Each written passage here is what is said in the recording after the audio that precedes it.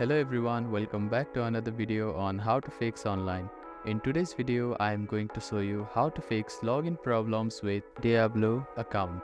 If you are having trouble logging into your account, here are some fixes you can try. The first thing to do is to check that you have a stable internet connection, either through Wi-Fi or cellular data. Then try logging in again.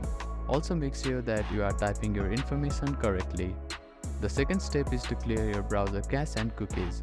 Sometimes stored data in your browser can cause login issues. To do this, open your browser and click on the three dots at the bottom right corner. Then find the History button.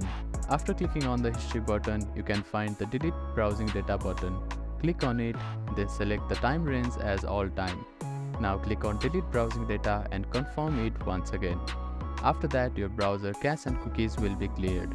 Then simply try logging in again. You can also try updating your browser. Open your App Store or Play Store and search for your browser. Check if there are any updates available for the application. You will see an update button. Tap on it to download the latest version of it. If the issue still persists, try accessing the login page using a different web browser or device. I hope these fixes helped you to get logged into your account.